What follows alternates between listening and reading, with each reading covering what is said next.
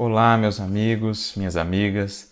Estamos de volta para mais um episódio da nossa série Depois da Morte, estudando essa obra fantástica de Leon Denis. E até agora nós temos feito juntos uma grande jornada pelo passado, pelas grandes civilizações, tradições espirituais do passado. Claro, um voo panorâmico, não podemos ir muito a fundo em cada uma delas, porque isso demandaria muito tempo, são todas muito ricas e muito profundas, mas a gente já conseguiu identificar aí pontos em comum, similitudes, que era o objetivo desse estudo que Leon Denis nos propõe nessa primeira parte da obra.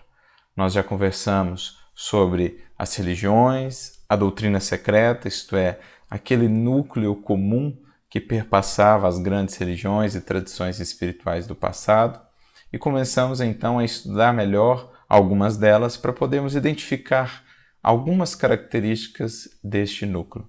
Nós já estudamos, portanto, o hinduísmo, ou seja, a Índia com a sua tradição espiritual, tanto o hinduísmo como também o budismo, as características, similitudes, as revelações que ali já estavam e que hoje o espiritismo traz novamente de maneira mais completa, de maneira mais coesa, sem alguns aspectos que foram inserções humanas, incompreensões humanas. Já estudamos depois também o Egito, falamos da grande tradição espiritual desse povo, essa civilização fantástica, e falamos no último episódio da Grécia, desse povo que também foi marcado, ou marcou para sempre a civilização, sobretudo ocidental, deixando todo um legado de reflexões, de conhecimentos, sobretudo no campo da filosofia. E antecedendo cada um desses estudos sobre essas tradições espirituais, as suas características, quais as revelações que traziam, nós estudamos também um pouco do antecedente ou da gênese dos povos, daquelas civilizações em que essas revelações, essas tradições espirituais nasceram, para a gente ver como que existe uma correlação, como que há uma conexão entre a história de nascimento daquela civilização com a revelação de que ela foi portadora. Então nós falamos já, ou conversamos bastante, sobre os 4 grupamentos que vieram à Terra em exílio, em processo de exílio e de reparação, e que trouxeram também muitos dos seus conhecimentos espirituais acerca das leis divinas, e que foram, digamos assim, os grupos principais formadores dessas civilizações e dessas tradições espirituais. Por isso, já àquele tempo, conseguiam acessar informações ou conhecimentos que, por muito tempo, foram, digamos assim, extemporâneos, né? Por muito tempo foram conhecimentos muito além do tempo em que aquelas civilizações os trouxeram. Por quê? Porque muitos dos espíritos que ali estavam, formadores daquelas civilizações, traziam esses conhecimentos do sistema de onde vieram em processo de reajuste perante a lei divina.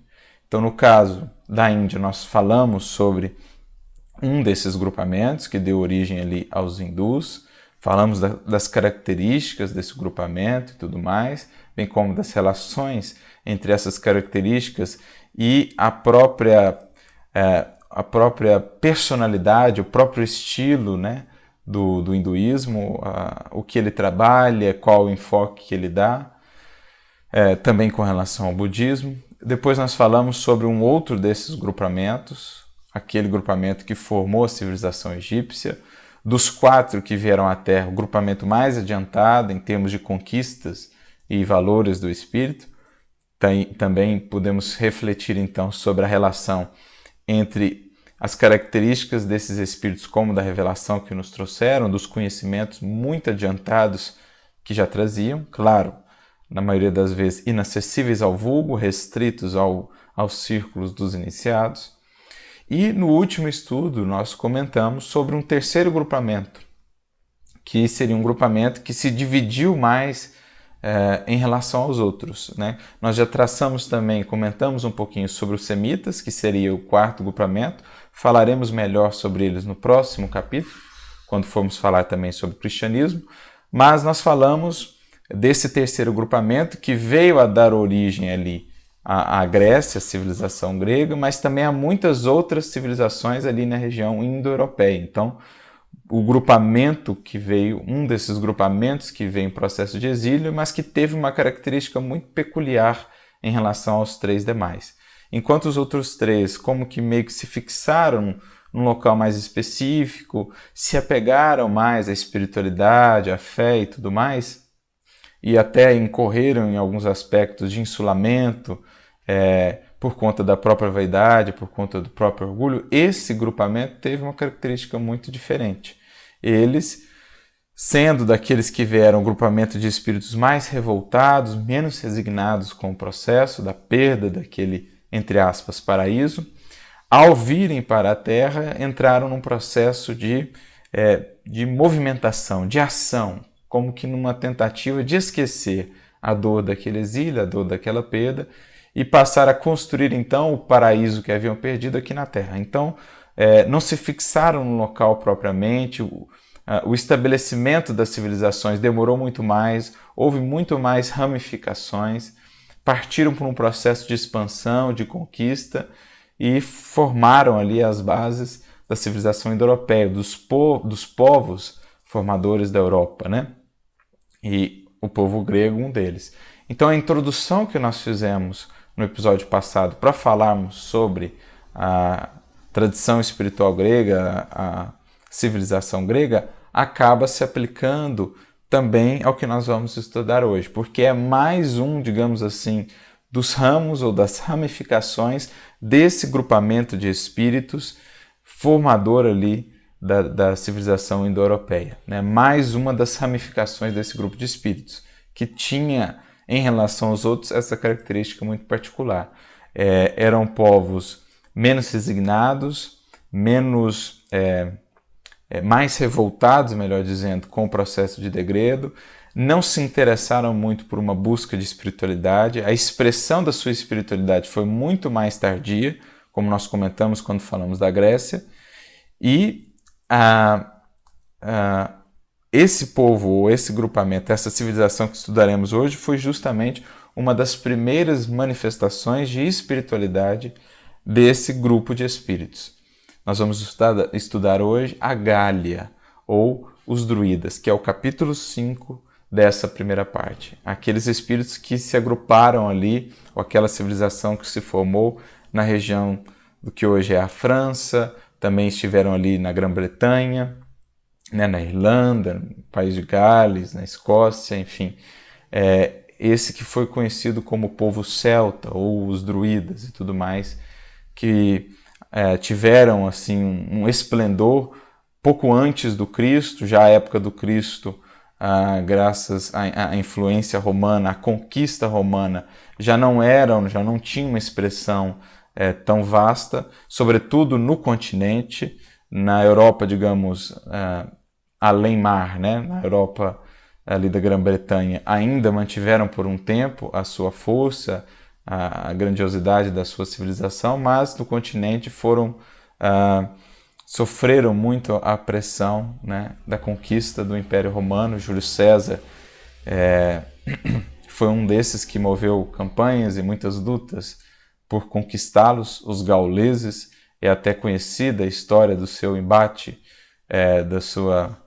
do seu enfrentamento com Vercingetorix, um dos maiores líderes dos gauleses. Mas enfim, é dessa civilização que hoje falaremos, e é uma civilização que descende, digamos assim, né, que tem as suas raízes nesse grupamento de espíritos, sendo os gauleses uma das primeiras manifestações de espiritualidade, muito mais tardias em relação às manifestações dos outros três grupamentos, muito mais tardia do que eles, né?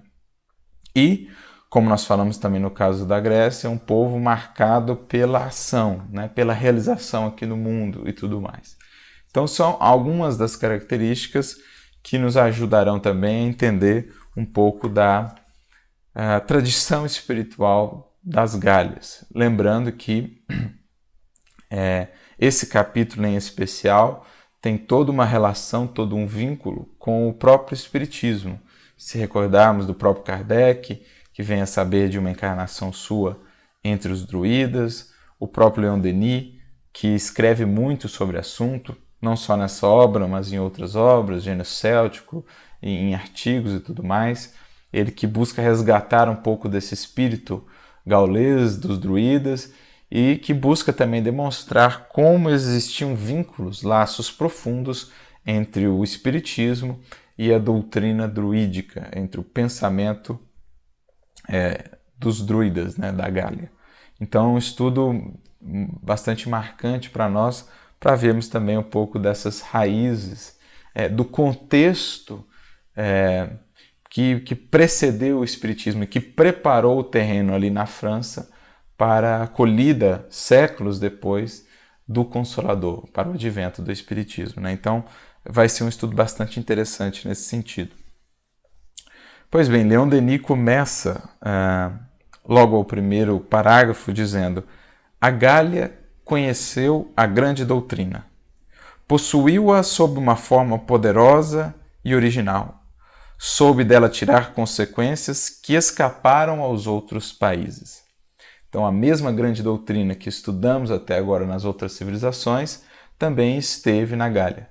Claro, sempre com roupagens diferentes, características diferentes, mas com um fio condutor que a conecta com todas as demais, né? Com um núcleo ali, um cerne de elementos em comum. Há 3 unidades primitivas, diziam os druidas: Deus, a luz e a liberdade. Aqui já temos um ponto muito importante quando se fala da doutrina druídica, o aspecto das tríades, ou do número 3. O número 3 era um número muito caro, muito utilizado pelos druidas, tanto era assim que os seus ensinamentos, as suas lições, revelações, eram transmitidos na forma de tríades, que eram parágrafos ou frases divididas em 3 partes, né, com 3 revelações em cada uma delas. Por isso vieram a ser chamadas de tríades. Então, o número 3, essas 3 unidades primitivas, vai estar muito presente na tradição druídica. Então, Deus, luz e liberdade. Quando a Índia já andava dividida em castas estacionárias, em limites infranqueáveis, as instituições gaulesas tinham por base a igualdade de todos, a comunidade de bens e o direito eleitoral. Nenhum dos outros povos da Europa teve, no mesmo grau, o sentimento profundo da imortalidade, da justiça e da liberdade. Então, já aqui algumas diferenciações dessa tradição espiritual para as demais, né? Como a gente comentou no episódio passado, quando falávamos dos povos indo-europeus, das suas características, a gente falava como eles, num primeiro momento, não estiveram muito preocupados com a questão da fé, da espiritualidade, estiveram mais preocupados com as realizações do mundo. Eles foram, no seu conjunto, os gregos, os romanos depois, os próprios celtas ou gauleses, foram aqueles que mais contributos trouxeram para os aspectos, digamos assim, mais materiais de desenvolvimento, né? Então, a questão da agricultura, a questão da economia, da troca, da política, a questão da sociedade como um todo, eles foram aqueles que mais trouxeram contributos nesse sentido, né? Roma com o seu direito, a Grécia com a filosofia, com a democracia, com os sistemas políticos, os gauleses aqui com essa ideia de justiça, de liberdade, de igualdade entre todos. A gente vai ver, esse é um traço muito característico dessa civilização, dessa tradição espiritual, e que vai remontar justamente a essa origem, né? Justamente por essa característica de estarem preocupados, então, em construir algo na Terra, não estavam muito preocupados em retornar, não queriam pensar nisso, eles realmente trouxeram grandes contributos para o estabelecimento da sociedade, da civilização como nós a entendemos hoje. Então, dentre os 4, talvez foram aqueles que, nesses aspectos mais materiais, mais trouxeram contribuições em relação ao direito, à economia, enfim, a civilização de um modo geral.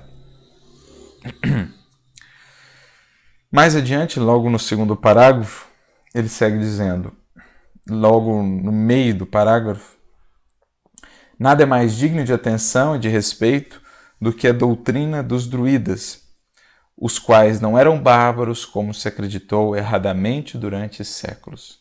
Por muito tempo, prossegue ele no terceiro parágrafo, só conhecemos os gauleses pelos autores latinos e pelos escritores católicos. Mas essas fontes devem, a justo título, ser suspeitas, pois esses autores tinham interesse direto em desacreditá-los e em desfigurar suas crenças. Então, por muito tempo, se teve uma visão, de certo modo, muito equivocada dos gauleses, dos druidas, justamente por conta da ausência de fontes. Leon Denis vai falar disso mais adiante. Eles não tinham a tradição de escrever e tudo mais, sua tradição era mais oral, então não tinham-se muitas fontes, não tem muito conteúdo de origem própria deles. A maioria do que se sabe sobre eles é informação de terceiros. E muitas vezes esses terceiros eram pessoas, ou eram indivíduos, ou civilizações que tinham interesses em desacreditá-los, em diminuí-los, enfim. Como o próprio caso dos romanos. Como falávamos, houve uma grande campanha, o próprio Júlio César capitaneou muito isso, pela conquista daquela região, pela expansão das fronteiras do território do Império Romano, e os gauleses foram daqueles povos que mais causaram empeços a Roma, que mais deram trabalho, digamos assim.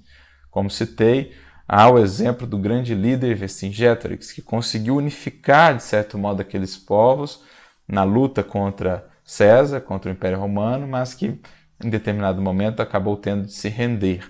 Mas César, nos seus próprios escritos, falou muito sobre aquela civilização, mas muitas vezes com o viés do adversário, com o viés daquele que denegria aquele outro povo, aquela outra cultura. Não só ele, como muitos autores latinos e também alguns pensadores cristãos que tinham interesse, muitas vezes, em influenciar, em adentrar aquela cultura,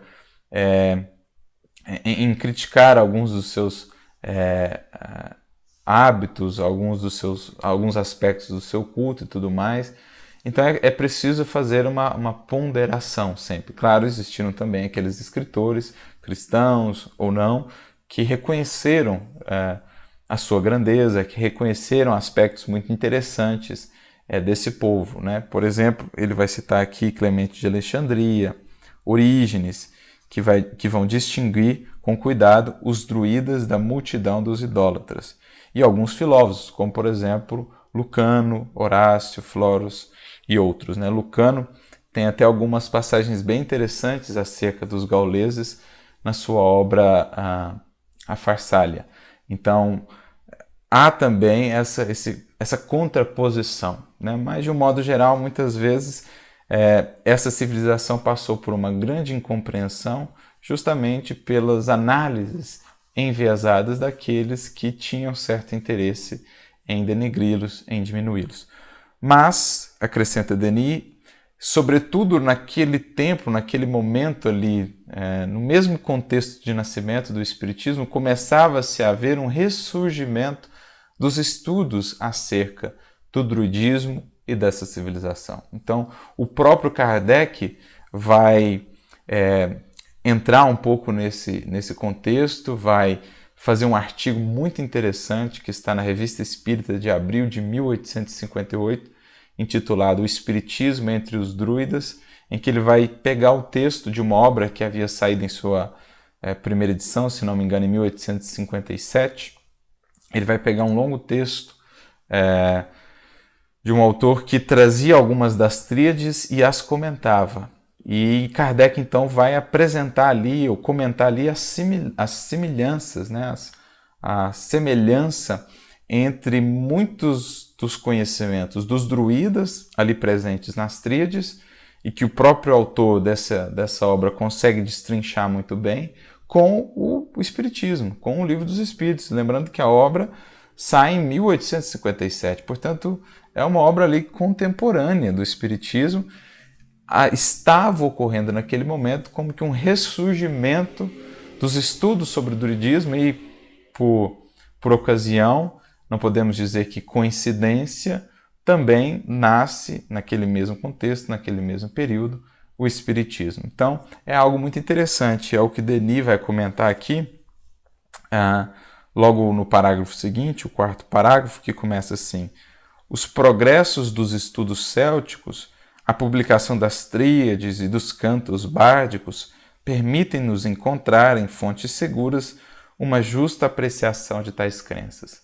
Então, naquele contexto, e é por isso que Leon Denis vai se aproveitar também para desdobrar essas reflexões em torno da Gália, naquele contexto, meados do século XIX, estava existindo esse ressurgimento, com o resgate de algumas obras, com escritores, autores comentando, destrinchando aquelas obras. Portanto, aquele estudo estava novamente florescendo, com fontes agora mais seguras, com fontes menos enviesadas do que simplesmente aquelas fontes antigas conhecidas, como os comentários de César e de outros autores, principalmente latinos, acerca dos druidas. Então, estava ocorrendo um florescimento. Kardec vai aproveitar esse processo também para fazer essa relação com o Espiritismo, como disse nesse artigo de 1858, da Revista Espírita de abril de 1858, que é muito interessante.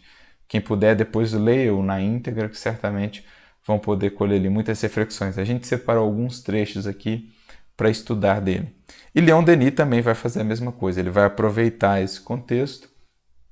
Ele que já tinha esse gosto, né, que já tinha esse carinho, vamos dizer assim, pelo espírito celta, que era o espírito da França, né, da Gália, toda a tradição, os pais ali da França. Ele que já tinha esse carinho, quando começa a encontrar essas obras, sente a importância de comentá-las e de vinculá-las também ao espiritismo. Ele prossegue: a filosofia dos druidas, reconstituída em toda a sua amplidão, conforma-se com a doutrina secreta do Oriente e com as aspirações dos espiritualistas modernos, pois, como estes, também afirma as existências progressivas da alma na escala dos mundos. Essa doutrina viril inspirava aos gauleses uma coragem indomável, uma intrepidez tal que eles caminhavam para a morte como para uma festa. Então, essa coragem dos gauleses, que era muito conhecida, né? Vários autores latinos comentaram sobre isso, enquanto os romanos, por exemplo, para a luta se vestiam com armaduras, usavam escudos e tudo mais, os gauleses muitas vezes lutavam nus, de peito aberto, tinham um destemor muito característico pela morte, né? Não tinham, por exemplo, a preocupação com os cadáveres, em recolher os cadáveres dos seus feridos, dos seus mortos, melhor dizendo, porque acreditavam que o cadáver, que o corpo era simplesmente um instrumento e não ligavam tanta importância a isso. Isso, aos olhos dos romanos, que tinham aquela, digamos, essa tradição, essa cultura de dar aquele apreço, de enterrar e tudo mais, aquilo parecia uma barbárie. Mas veja só como que é a questão do olhar. Não entendiam o que os druidas pensavam, como se relacionavam com o corpo, como entendiam aquele processo e tomavam aquilo como uma barbárie, onde já se viu, né? Menosprezarem os seus mortos e tudo mais. Mas são as características do modo pelo qual enxergavam a vida. Então eram muito conhecidos por essa intrepidez, por esse destemor nas batalhas, nas lutas e tudo mais, que nascia ou que estava diretamente relacionado com a sua própria maneira de enxergar a vida, né? Com os conhecimentos que eles nutriam. Para a gente ter uma ideia de como Kardec vai comentar isso também, naquele artigo que eu mencionei, logo no primeiro parágrafo, então, mais uma vez, abril de 1858, o Espiritismo entre os druidas. Kardec vem falando dos estudos sobre os druidas e tudo mais. Em determinado momento, ele diz assim, ó, deixa eu achar aqui.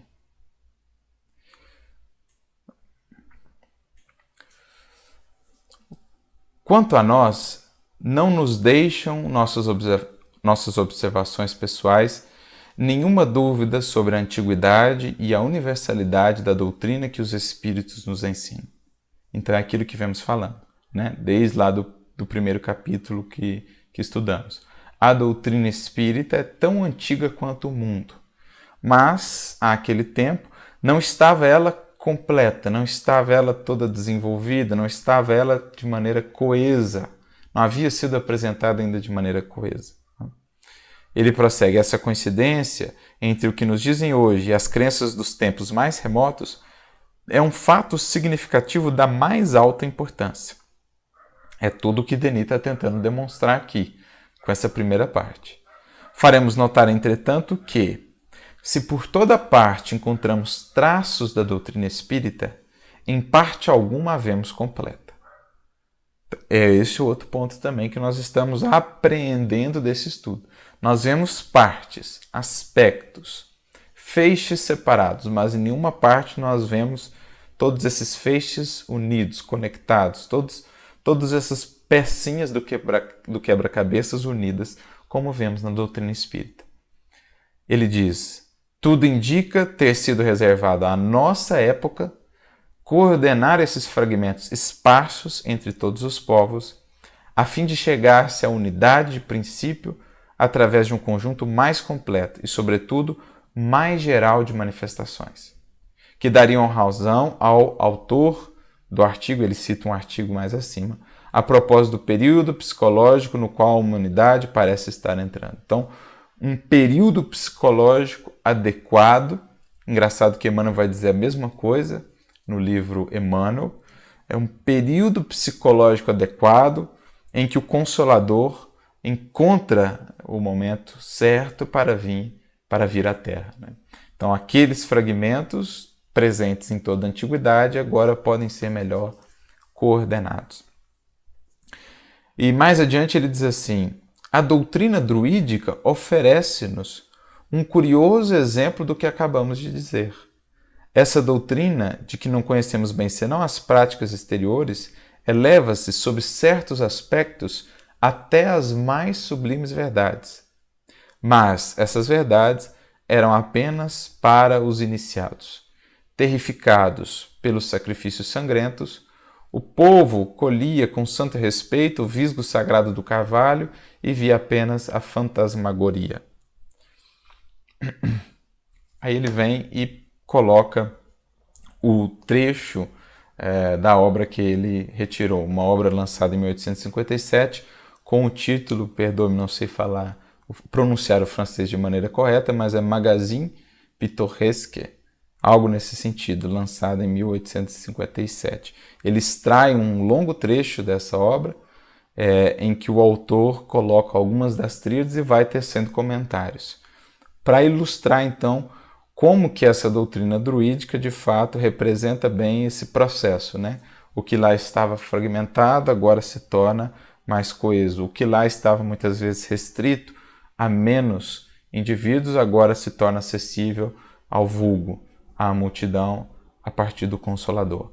Mas veja, Kardec ressalta isso mais uma vez. Fala aqui, inclusive, das práticas exteriores, fala da questão dos sacrifícios, que de fato chegaram a existir em algum tempo no druidismo, né? Mas que foram com o tempo caindo em desuso. Mas fala que aqueles iniciados, os sacerdotes chamados, né, de sacerdotes druidas, ou os bardos, que eram os poetas e tudo mais, estes tinham conhecimentos mais profundos e não ficavam presos àqueles aspectos mais exteriores do culto. Pois bem, agora já adentrando um pouco na análise da própria doutrina druídica em comparação com o que nós temos no Espiritismo, no capítulo ou no parágrafo que se inicia assim: os gauleses não conheciam o inferno.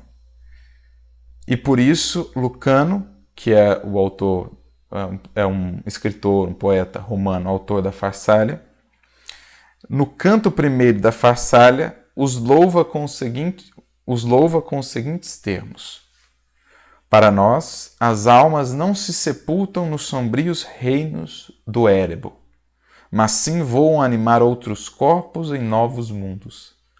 A morte não é senão o termo de uma vida. Felizes esses povos que não se arreceiam no momento supremo da vida. Daí o seu heroísmo no meio de sangrentos combates e o seu desprezo pela morte. Então veja, aqui nós temos um autor latino, Lucano, falando a respeito, ou exaltando, de certo modo, os druidas, os gauleses, falando dessa sua concepção da vida que continua, da transmigração das almas e da ausência de uma concepção de inferno, né, de uma punição eterna, e tudo isso culminando nesse destemor perante a morte, nessa coragem, né, perante aí os embates que faziam e tudo mais, porque entendiam que a vida do corpo era simplesmente uma experiência transitória. Então nós temos aqui um exemplo de um autor latino que destoa dos seus pares e exalta o povo druida. No artigo aqui que citei, tem também um trecho em que fala também dessa ideia do inferno. Na hora que ele vai começar a comentar que, na hora que ele está comentando as tríades, você tem uma primeira parte das tríades chamada Deus e Universo, uma segunda parte das tríades nesse artigo chamada Os Três Ciclos. Então, primeiro, antes de iniciar as tríades aqui em Deus e Universo, na frase anterior nós temos também uma citação de Lucano, na Farsália, que o autor traz, em que Lucano diz, dirigindo-se aos sacerdotes da Gália, que se aquilo que ensinam é verdade, então a morte não é senão o meio de uma longa vida. Ou seja, se aquilo que os sacerdotes gauleses já ensinavam naquele tempo fosse de fato verdade, então, nesse entendimento, a morte não é senão o meio de uma longa vida. Então você tem uma vida, uma existência, como aprendemos com o Espiritismo, entremeada de momentos na carne, momentos no mundo espiritual, né? Momentos na carne, momentos no mundo espiritual. Então a morte é simplesmente o meio de uma longa vida. Uma citação também de Lucano, trazendo alguns aspectos dos ensinamentos que os gauleses já tinham naquele tempo. Agora, na parte das tríades mesmo, na parte intitulada Os Três Círculos, no parágrafo que se inicia assim, o traço mais característico dessa teologia e tal, tudo mais, ele vem dizendo mais adiante assim, ó, entre os druidas, o inferno propriamente dito não existe. Então veja, algo que foi muito presente, por exemplo, na construção posterior do cristianismo, né, nos desdobramentos do cristianismo, já naquele tempo eles não concebiam essa ideia de inferno. Por quê? Em existindo a transmigração das almas, não há sentido na ideia do inferno. Claro, você pode ter condições dolorosas no mundo espiritual, purgatoriais, digamos assim, mas um inferno como uma região destinada à punição eterna, interminável dos seres pelas suas ações aqui na Terra não faz sentido se o processo é um processo de transmigração e de evolução, como veremos. Acreditavam eles que essa transmigração ela tinha uma finalidade, que era justamente a progressão do ser, de círculos menores para círculos maiores de expressão da vida, vamos dizer assim, né? De planos mais inferiores para planos superiores da existência ou da vida. Então é o que está sendo dito aqui. Entre os druidas, o inferno propriamente dito não existe, algo que Denis trouxe aqui também. A seus olhos, a distribuição dos castigos efetua-se no círculo das migrações, pelo comprometimento das almas em condições de existência mais ou menos infelizes, onde, sempre senhoras de sua liberdade, expiam suas faltas pelo sofrimento e se predispõem pela reforma de seus vícios a um futuro melhor. Olha essa frase, gente. Kardec chega no artigo a sublinhá-la, destacá-la. É o Espiritismo que aí está. Não sabemos se o autor dessa obra, comentando as tríades e os ensinamentos dos druidas, conhecia o Espiritismo, mas veja, é a mesma ideia, uma ideia muito similar, muito próxima. Ou seja, como se dá o reajuste? O reajuste se dá através do processo reencarnatório, em que o espírito passa pelas expiações, pelas provas, ou seja, se compromete com condições de existência mais ou menos infelizes e, sempre senhor de sua liberdade, Está aí a ideia do livre-arbítrio, fundamental, essencial. A ideia de liberdade de ação para os druidas está sempre muito presente nas tríades. É o livre-arbítrio que explica, o que permite o processo de evolução. Esses espíritos, então, espiam suas faltas e se predispõem, pela reforma dos vícios, a um futuro melhor. Veja se não está aqui descrito em palavras mais simples, mais sintéticas, muito daquilo que aprendemos com o Espiritismo, o processo de purificação do espírito, de reajuste do espírito através das reencarnações e das expiações, das provas e das melhorias pelas quais ele vai passando e vai construindo ao longo das múltiplas experiências no corpo. Então, para eles, não existia essa ideia de um local destinado à punição. A ideia era transmigração com evolução. Mais adiante, Leon Denis vai dizer assim, no parágrafo que começa: na instituição dos druidas encontraremos a mais alta expressão do gênio da Gália. Os druidas não constituíam um corpo sacerdotal, pois seus títulos equivaliam ao sábio, ao sapiente. Então, não era uma espécie de um cargo, era por sabedoria, por experiência, como um ancião. O ancião, o sábio, aquele que tinha mais conhecimento, era o respeitado como, digamos assim, uma espécie de sacerdote. Aqueles que os possuíam tinham a liberdade de escolher a sua tarefa. E ele fala alguns aspectos aqui do culto, da política e tudo mais. Mas no final desse parágrafo, ele diz: os druidas eram escolhidos por eleição e tinham de passar por um preparo de iniciação que exigia 20 anos de estudos. Então veja, também trouxeram muitas contribuições interessantes no âmbito da política.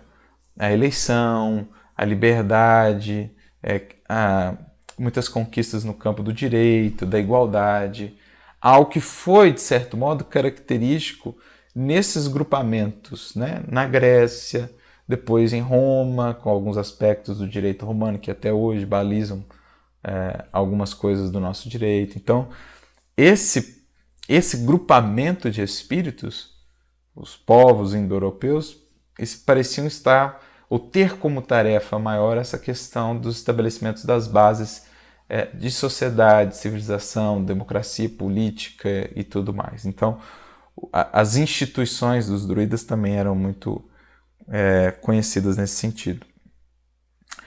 No próximo parágrafo, praticava-se o culto debaixo da copa dos bosques. Os símbolos eram todos tomados da natureza. O templo era a floresta secular de colunas inumeráveis, e sob zimbórios de verdura, onde os raios de sol penetravam com suas flechas de ouro, para irem derramar-se sobre a relva em 1000 tons de sombra e luz. Os murmúrios do vento, o frêmito das folhas, produziam em tudo acentos misteriosos que impressionavam a alma e a levavam à meditação. A árvore sagrada, o carvalho, era o emblema do poder divino. O visco, sempre verde, era o da imortalidade. Então foi sempre uma tradição espiritual muito marcada por essa relação profunda com a natureza. Eles tinham essa espiritualidade permeada ou pautada por essa interação com a natureza. Os templos não eram construções de pedra. Os templos eram os próprios bosques. Era a melhor maneira pela qual eles podiam ou conseguiam enxergar a grandiosidade divina na natureza, na criação belíssima que o cercava. Algo que depois Denis, com seu gênio céltico, vai descrever de maneira muito bela, por exemplo, no livro O Grande Enigma. É isso que ele vai mostrar. Essa natureza como o altar, como o templo divino, algo que os gauleses já naquele tempo conservavam. Por altar tinham montões de pedra bruta. Toda pedra lavrada é pedra profanada. Uma citação. Diziam esses austeros pensadores. Ou seja, a partir do momento que eu mexi naquela pedra, ela deixou de perder, ela perdeu a beleza da sua própria natureza, de como ela foi criada, né? De como ela se construiu. Quando eu mexi nela, ela perdeu essa característica. Por isso, eles tinham esse emblema: toda pedra lavrada é pedra profanada. Usavam as pedras brutas e as tomavam na sua beleza original, natural. Em seus santuários jamais se encontrava objeto algum saído da mão dos homens. Tinham horror aos ídolos e às formas pueris do culto romano. Então, enquanto outras civilizações, mesmo dos povos indo-europeus, se apegaram muito a essas questões dos templos, das estátuas, dos elementos de adoração exterior, os gauleses não, nesse sentido ficaram muito diferentes. Nesse sentido, tinham mais proximidade até com os semitas, que questionavam muito essa ideia das esculturas, dos ídolos de pedra e tudo mais, embora também tivessem construído um templo mais tarde, mas nesse sentido se aproximavam mais dessa ideia, né?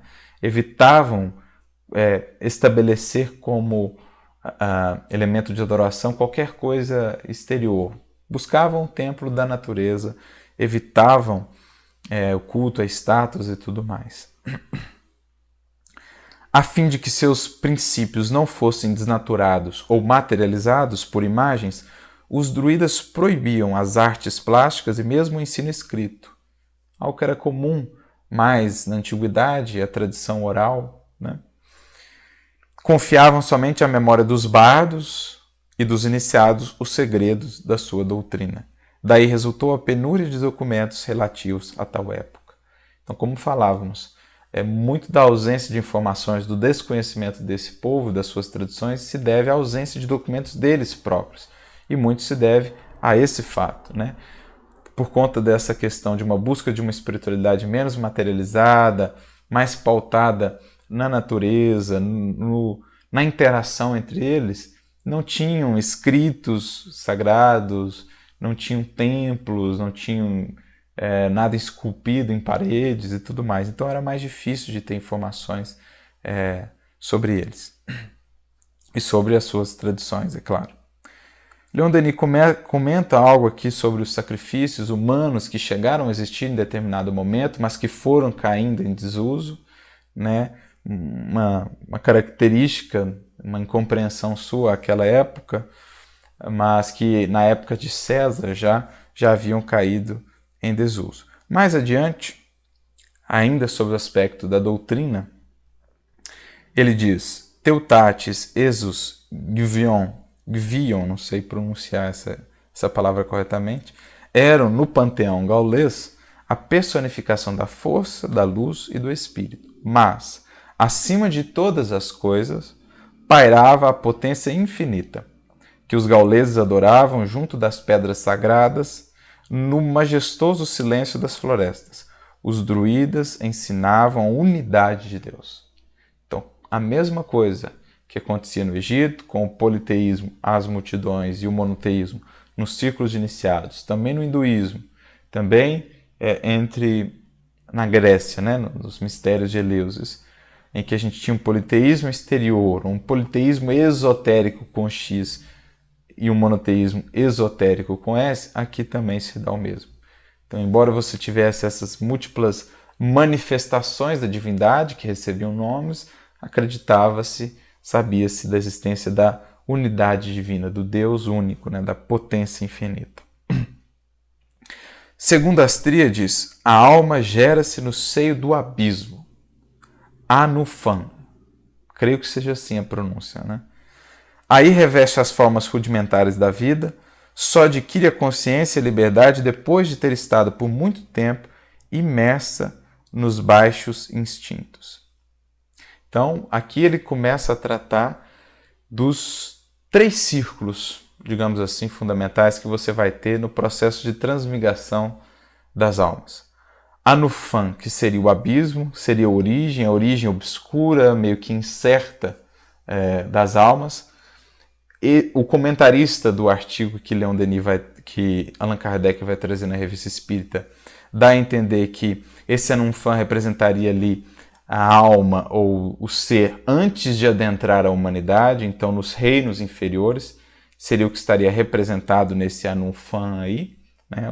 o primeiro dos círculos, onde ela reveste formas rudimentares de vida e vai adquirindo aos poucos consciência e liberdade, ou seja, chega a ter a razão e o livre-arbítrio que decorre disso quando adentra na humanidade, que é o próximo ciclo que a gente vai ver que se chama Abred. Portanto, você tem um processo gradativo, como nós aprendemos com o Livro dos Espíritos, né? Tudo se encadeia, você vai tendo vários círculos e o princípio inteligente, o espírito, o ser vai passando por isso, vai incorporando tudo que cada círculo desse, cada experiência dessa tem a lhe dar e vai assim galgando os degraus da evolução. Então, o comentarista aqui no artigo de Allan Kardec vai falar um pouco mais sobre esse Anunfan, dando-nos a entender de que seria ali uma representação desses reinos inferiores.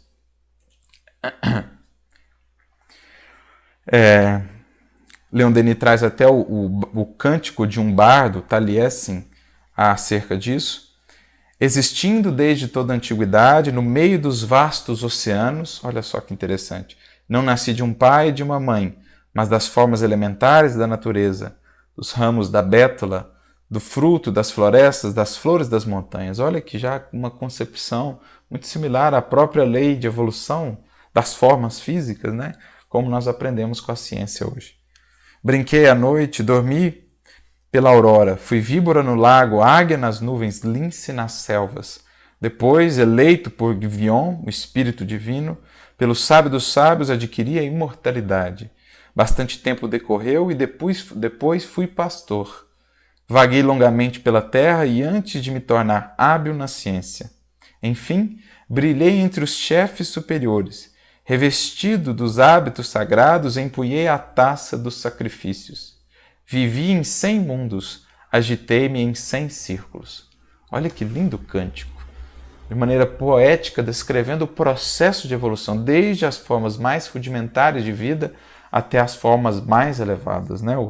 Os chefes superiores, revestidos dos hábitos sagrados, uma descrição dos espíritos já purificados, dos espíritos puros, numa maneira poética. Então veja que beleza num cântico de um bardo druida. Depois Leon Denis segue. A alma, em sua peregrinação imensa, diziam os druidas, percorre 3 círculos, aos quais correspondem 3 estados sucessivos. Então são 3 ciclos fundamentais. Então o primeiro já citamos, Anufan. No Anufan sofre o jugo da matéria, é o período animal. Penetra depois no Abred, círculo das migrações que povoam os mundos de expiação e de provas. Então seria para nós aí já a entrada na humanidade, nas condições mais rudimentares de humanidade, passando aos processos evolutivos a caminho da angelitude, né? Então, a Terra é um desses mundos e a alma se encarna bastantes vezes em sua superfície.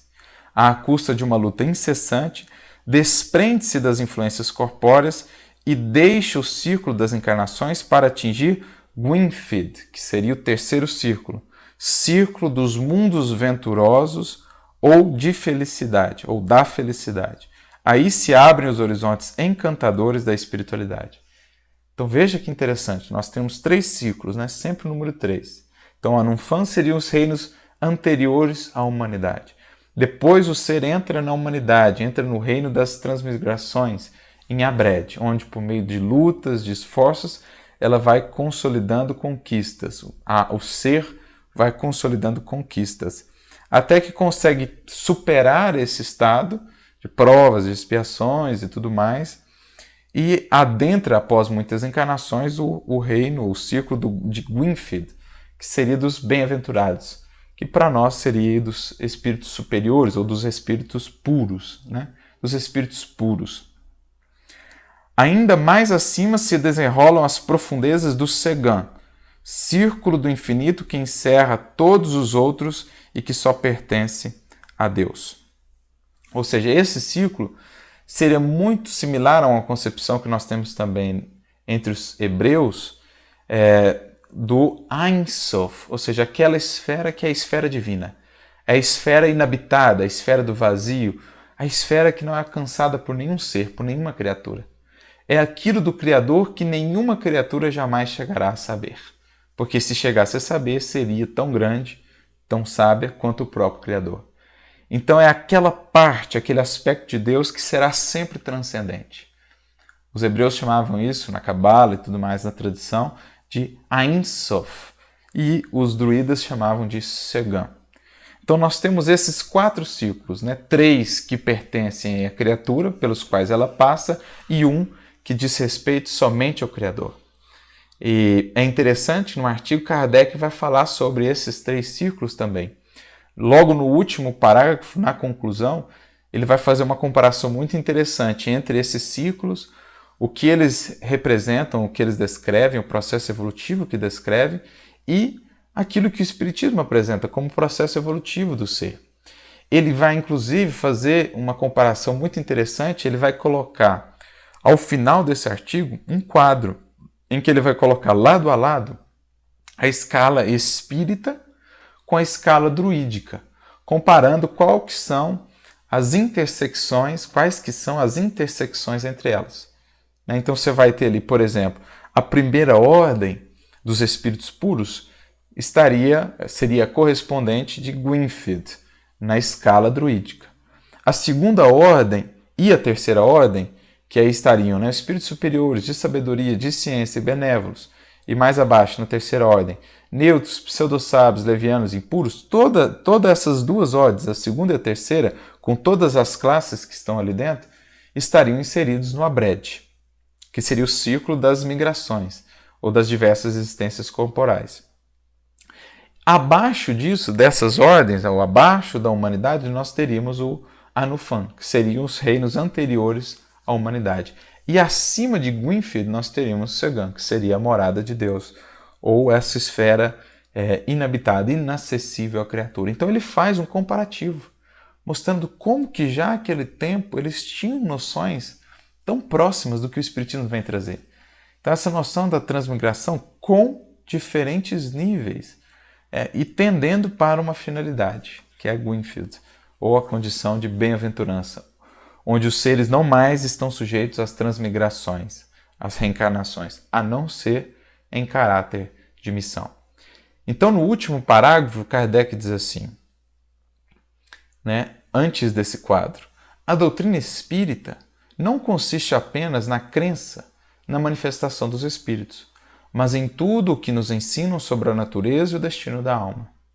Se, pois, nos reportarmos aos preceitos contidos em O Livro dos Espíritos, onde se encontra formulado todo o seu ensinamento, seremos surpreendidos com a identidade de alguns princípios fundamentais com os da doutrina druídica, dos quais um dos mais notáveis é, sem sombra de dúvida, o da reencarnação.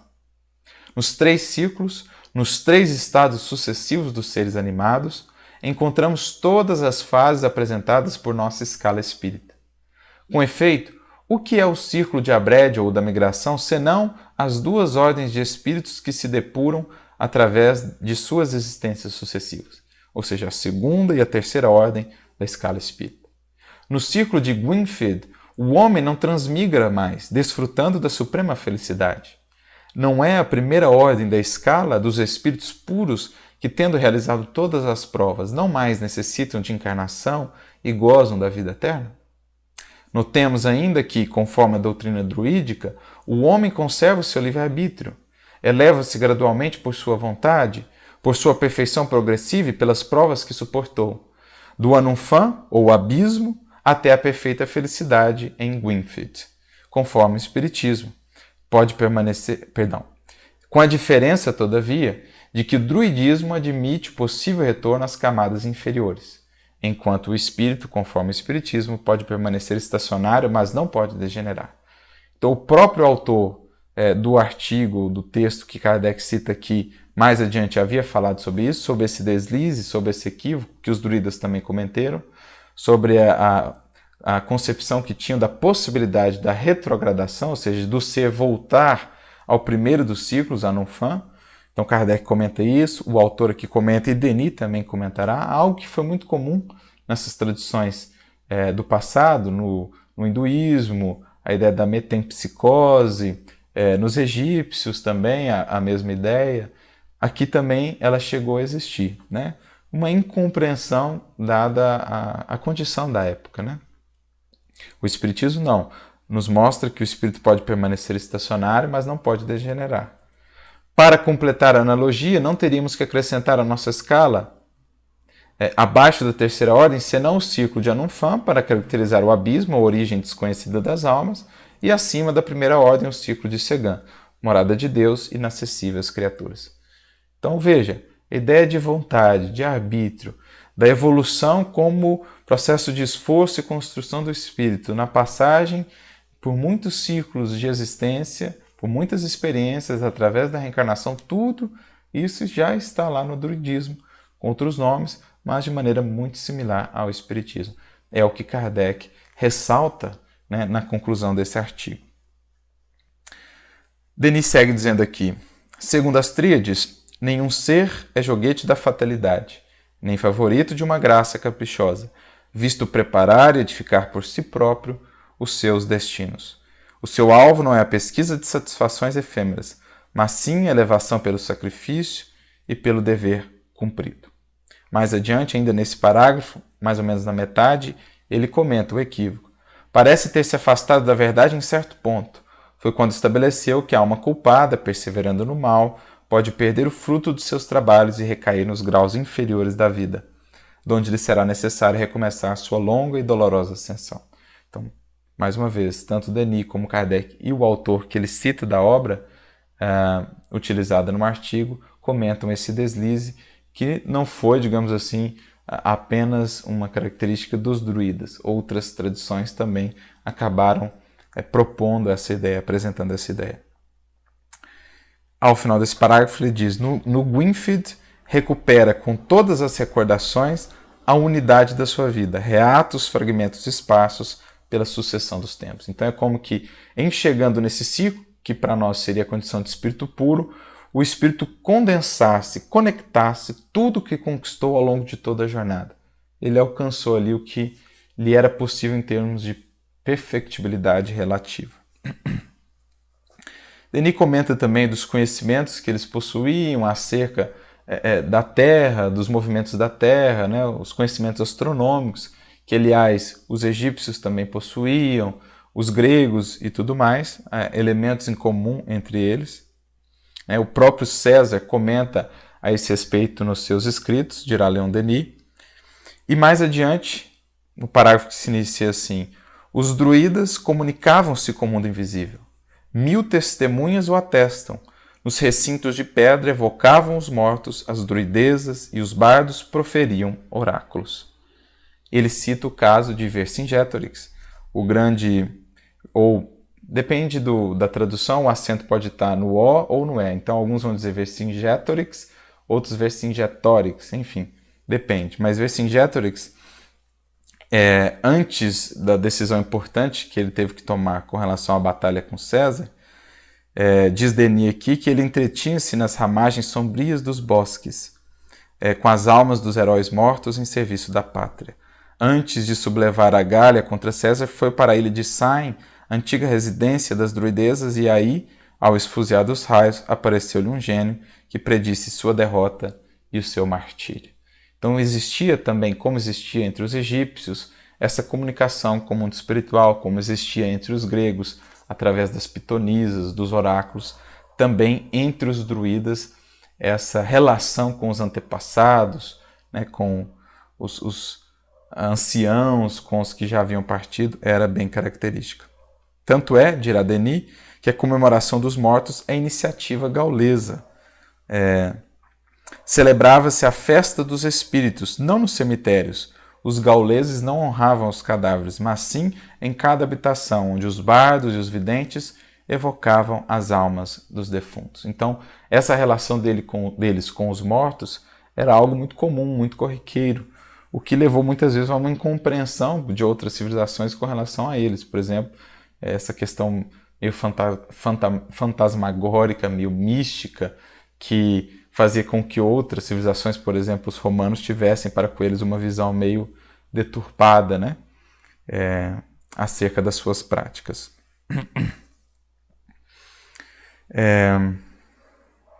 Ele ainda acrescenta mais um aspecto das tradições, digamos, sociais deles, Denis diz, no parágrafo que se inicia, o ensino dos druidas adaptava-se na ordem política e social a instituições conforme a justiça. Os gauleses, sabendo que eram animados por um mesmo princípio, chamados todos ao mesmo destino, sentiam-se iguais e livres. Então a ideia de igualdade já estava muito presente neles, né? Aí se entende até um pouco da própria tarefa da França com aquela recuperação da ideia de igualdade e tudo mais. Aquilo era algo que já estava ou fazia parte do gênio céltico, né, da alma francesa. Mais adiante ele diz, as mulheres tomavam parte nos conselhos, exerciam funções sacerdotais, eram videntes, profetisas, dispunham de si mesmas e escolhiam seus esposos. Veja que interessante, a emancipação, a liberdade que a mulher naquela civilização, naquele tempo já possuía. Essas características aos poucos foram se perdendo depois com a conquista por parte do Império Romano e com a influência, né, do Império Romano. Mas se eles tinham essas grandes virtudes da coragem, do destemor, do destemor perante a morte, da resiliência e tudo mais, algo lhes faltava, né? E é isso que tanto o autor aqui, que Kardec traz no seu artigo, quanto Denis vão trazer. Se ele tinha esses aspectos mais da força, da virilidade, da resiliência, faltava-lhes ainda aquele aspecto da solidariedade, da amorosidade, da caridade. E dentre as muitas culturas que intentaram influenciar esse povo, a que mais foi acolhida, assim, as tradições, né? Dentre as várias tradições, a que mais encontrou um espaço ali, preencheu uma lacuna, foi justamente o cristianismo, que trouxe a eles essa influência do amor, da caridade. O autor, no artigo que Kardec traz, vai comentar isso, né? Esse aspecto da caridade que foi uma influência posterior no gênio gaulês. Ele até vai dizer assim, deixa eu ver se eu encontro aqui, ó.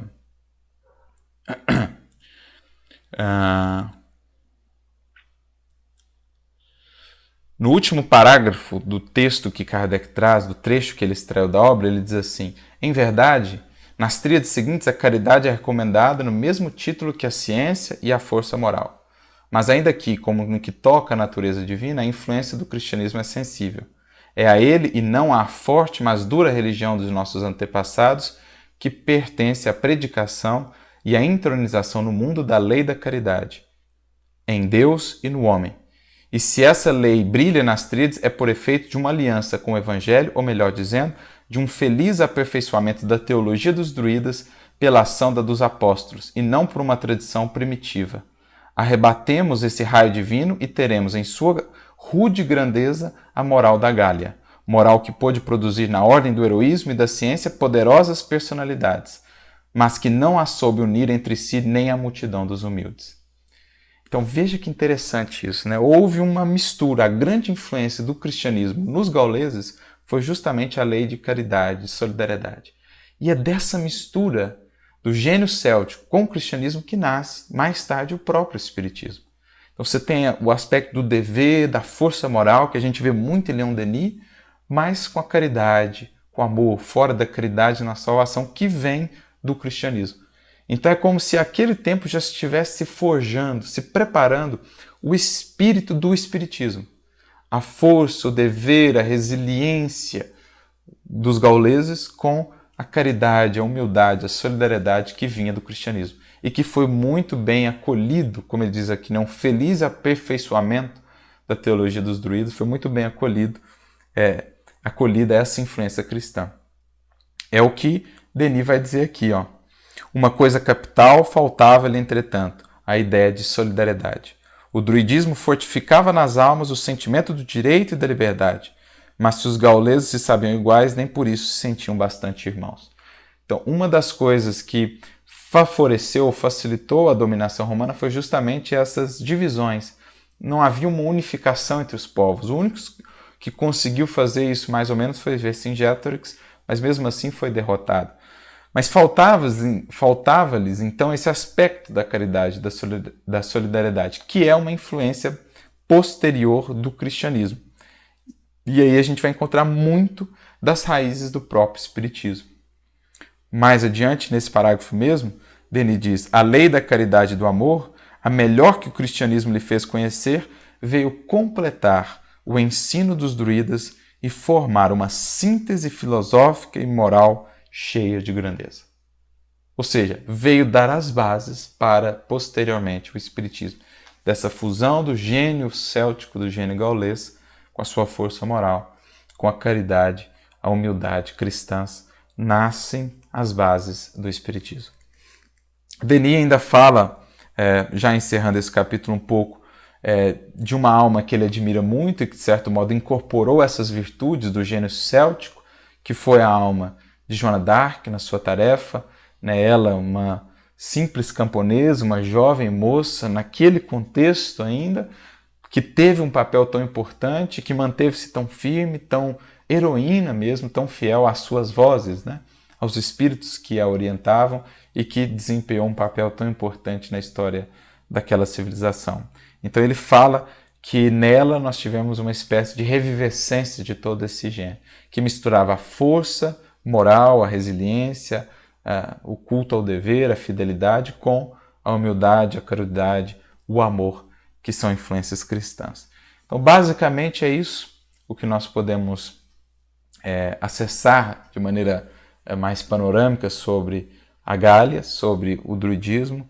Recomendo muito que leiam esse artigo, em abril de 1858, leiam Astríades, vejam como tem muitas coisas interessantes ali, né? Leiam o restante do capítulo aqui de Leon Denis e fica para nós essa visão. A gente pôde ver hoje um pouquinho mais do berço onde foi se formando o espaço que permitiria depois o advento do Consolador, dessa fusão, claro, nos aspectos benéficos entre o gênio céltico e o cristianismo, veio a nascer mais tarde o espiritismo, essa doutrina bendita que hoje tanto bem tem nos trazido e tantas luzes tem semeado em nossa vida.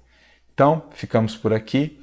No próximo estudo, entraremos, enfim, no cristianismo, falando também um pouco daqueles que deram as bases do cristianismo, falando da primeira revelação, dos hebreus, que é o quarto grupamento dos espíritos, do qual ainda não aprofundamos. Então, até o próximo estudo, que Jesus nos abençoe e nos inspire sempre. Um grande abraço e fiquem com Deus.